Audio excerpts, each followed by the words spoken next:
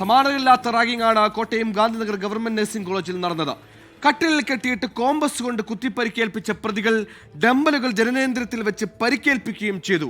ആഴ്ചകൾ തോറും മദ്യപാനത്തിനായി പണപ്പിരിവ് കോളേജിൽ നടത്തിയിരുന്നുവെന്നാണ് വിദ്യാർത്ഥികൾ നൽകിയ പരാതിയിൽ പറയുന്നത്.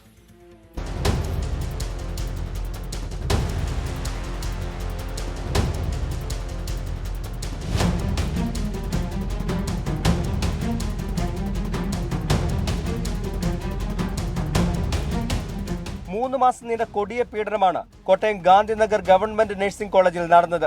ഒന്നാം വർഷ വിദ്യാർത്ഥികളിൽ 6 പേർക്ക് ഇത്തരം പീഡനം അനുഭവിക്കേണ്ടി വന്നു എന്നാണ് വിവരം.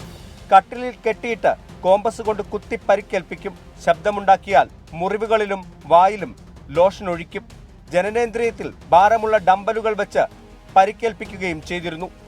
എല്ലാ ആഴ്ചയിലും 800 രൂപ വീതം ഈ വിദ്യാർത്ഥികളിൽ നിന്ന് പിടിച്ചു വാങ്ങും. ഈ പണം ഉപയോഗിച്ച് മദ്യം വാങ്ങും. ഇത് ഒന്നാം വർഷ വിദ്യാർത്ഥികളെ കൊണ്ട് കുടിപ്പിച്ച് വീഡിയോ എടുക്കും. അത് വെച്ച് ഭീഷണിപ്പെടുത്തുകയും ചെയ്തിരുന്നു. പിന്നെ ടീച്ചർ പറഞ്ഞു, കഴിഞ്ഞ കുറച്ച് നാളുകളായിട്ട് ഇവരെ പൈസ പിടിച്ച് വയ്ക്കുകയും പിള്ളേരെ കെട്ടിയിട്ട് തല്ലുകയും പിന്നെ കോമ്പസ് മുകളിൽ ഇത് വെച്ച് സൂചി കൊണ്ട് അവർ പറക്കുകയും ചെയ്തു. അതുകൊണ്ട് ഞങ്ങൾ പോലീസിലോട്ട് പരാതി കൊടുത്തെന്ന് പറഞ്ഞു. റാഗിംഗ് എന്ന് പറഞ്ഞു നടത്തിയ പീഡനത്തിന്റെ ദൃശ്യങ്ങളെല്ലാം പ്രതികൾ തന്നെ മൊബൈലിൽ പകർത്തി സൂക്ഷിച്ചിരുന്നു. അന്വേഷണത്തിൽ പോലീസ് ഇത് കണ്ടെത്തിയിട്ടുണ്ട്.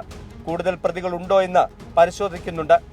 മറ്റാർക്കെങ്കിലും ഇത്തരം അനുഭവം ഉണ്ടായിട്ടുണ്ടോ എന്നും അന്വേഷണം നടക്കുന്നുണ്ട്. സമാനതകളില്ലാത്ത റാഗിംഗ് തന്നെയാണ് ക്യാമ്പസിൽ നടന്നതെന്ന് പറയുമ്പോഴും ഹോസ്റ്റൽ വാർഡൻ പോലും ഇതൊന്നും അറിഞ്ഞില്ല എന്നാണ് പറയുന്നത്. അതുകൊണ്ട് തന്നെ വിശദമായ അന്വേഷണത്തിലേക്ക് കടക്കാനാണ് പോലീസിന്റെ തീരുമാനം. Toby Johnson, 24 Kottayam.